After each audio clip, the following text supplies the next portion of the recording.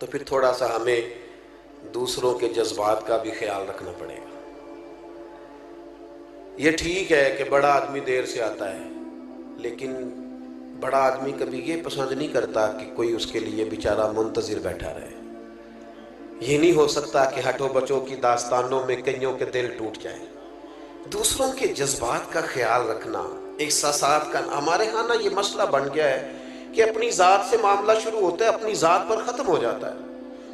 ہمارے بزرگوں نے، ہمارے مشائخ نے احساس رکھا، احساس۔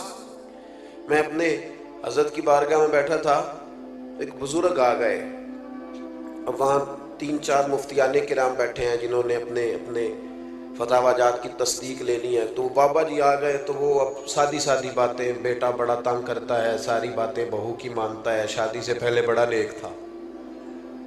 یہ بھی بندہ اپنے دل کو تسلی دیتا ہے، ورنہ جو پہلے نیک ہوتا ہے وہ بعد میں بھی نیک ہی ہوتا ہے، اور جو پہلے نہیں ہوتا وہ بعد میں بھی کسی اور کا نام لگ جاتا ہے، ورنہ وہ بعد میں بھی معاملہ ایک۔ تو وہ ساری نہ سادی باتیں حضرت اس کو جواب دیتے ہیں۔ پھر اس نے وہ ساری تسلیوں کے بعد کہا مجھے تعویذ بھی چاہیے۔ ایک لکھا تو اس نے کہا نہیں، ایک برکت کا بھی چاہیے۔ اس نے کہا ایک تعویذ مجھے نظر کا بھی چاہیے۔ تو وہ تسلی لے کے وہ شخص اٹھ کے چلا گیا۔ ایک مفتی صاحب کہنے لگے حضور اس طرح کے بندے میرے حوالے کر دیا کریں۔ تو حضرت فرمانے لگے کیوں؟ اس بیچارے نے نا مجھ سے ہی مطمئن ہونا تھا، اور فرمانے لگے میں نے تسلی دے دی ہے، رات سکون سے سو جائے گا، بتاؤ نا میرا رب کتنا راضی ہوگا۔ یہ جو احساس ہے نا کسی کا، یہ جو احساس ہے، یہ جب طبیعت میں پیدا ہو جاتا ہے نا، جب اس کے اندر جب ذوق پیدا ہوتا ہے۔ میں جمعہ لیٹ نہیں کرتا، اس لیے کہ جب مجھے کوئی لیٹ کرے تو مجھے تکلیف ہوتی ہے، اس لیے میں بھی نہیں کسی کو لیٹ کرتا۔ میں کہتا ہوں جب میں لیٹ نہیں ہونا پسند کرتا تو کوئی بیچارہ کیوں لیٹ ہو۔ تھوڑا سا احساس، میں نے کہا تھا بات ختم کرنی ہے، آپ مصروف ہیں اس میں کوئی شک نہیں، لیکن گھر میں اماں ہے، اس کا دل کرتا ہے جب آپ جائیں تو وہ سارا دن کی باتیں آپ سے کریں۔ والد بیچارے بیمار ہیں، کئی دفعہ معذور ہیں، کسی جگہ بیٹھے ہیں، وہ منتظر ہیں، انہوں نے ساری بات آپ سے کرنی۔ آپ مفتی صاحب ہوں گے، علامہ صاحب ہوں گے، انجینئر ہوں گے، ڈاکٹر ہوں گے، پروفیسر ہوں گے، کچھ بھی ہوں گے، لیکن اس کے تو پتر آپ ہی ہیں نا۔ یہاں آپ کو تھوڑی دیر وقت گزارنا ہے، نہ سمجھ آئے تو پوچھ لو جناب ام ایمن سے، کس طرح رسول کریم جا کر خبر گیری کرتے۔ آپ جتنا مرضی لمبا سفر کریں، دنیا گھوم کے آ جائیں، پر بیوی کا لباس آپ ہے، اس نے سارے دن کے دکھ آپ کو سنانے۔ میں تو مصروف بڑا ہوں، میں باہر سے تھکا آیا ہوں، تو نے بات چھیڑ دی ہے۔ با فیض با برکت لوگ یوں نہیں کرتے۔ ہم اپنے سونے کے لیے لوگوں کا دل توڑ دیں؟ سنو، اور بات ختم ہوئی۔ سیدہ عائشہ صدیقہ رضی اللہ تعالیٰ عنہ فرماتی ہیں ایک دن رسول کریم نے مجھ سے فرمایا، کہا عائشہ ایک بات کروں تم سے؟ حضور میرے تو نصیب جاگ گئے، کرم ہو جائے۔ فرمایا جب تم راضی ہوتی ہو مجھ سے تب بھی مجھے پتہ چل جاتا ہے، اور جب تمہارے دل میں کوئی بات ہوتی ہے جب بھی پتہ چل جاتا ہے۔ کہتی ہیں میں فٹافٹ اور زیادہ امتن گوش ہو کے عرض کرنے لگی حضور میں اور آپ سے ناراض؟ تو فرمایا بتاؤں پھر؟ یا رسول اللہ فرمائیے۔ فرمایا عائشہ تم کبھی کبھی قسم اٹھاتی ہو؟ یا رسول اللہ اٹھاتی ہوں۔ فرمایا جب راضی ہوتی ہو تو کہتی ہو مجھے محمد مصطفیٰ کے رب کی قسم، اور جب تمہارے دل میں کوئی بات ہوتی ہے تو پھر کہتی ہو مجھے حضرت ابراہیم کے رب کی قسم۔ حضرت عائشہ صدیقہ کہتی ہے میں تمہیں بتا نہیں سکتی لوگوں میری کیفیت کیا تھی۔ وہ بات کہاں یا رسول اللہ، آپ لفظوں تک کا خیال رکھتے ہیں، جملوں تک کا احساس فرماتے ہیں کہ کوئی کیا سوچ رہا ہے، کیا بول رہا ہے، کہاں تک سوچے گئی ہوئی ہیں۔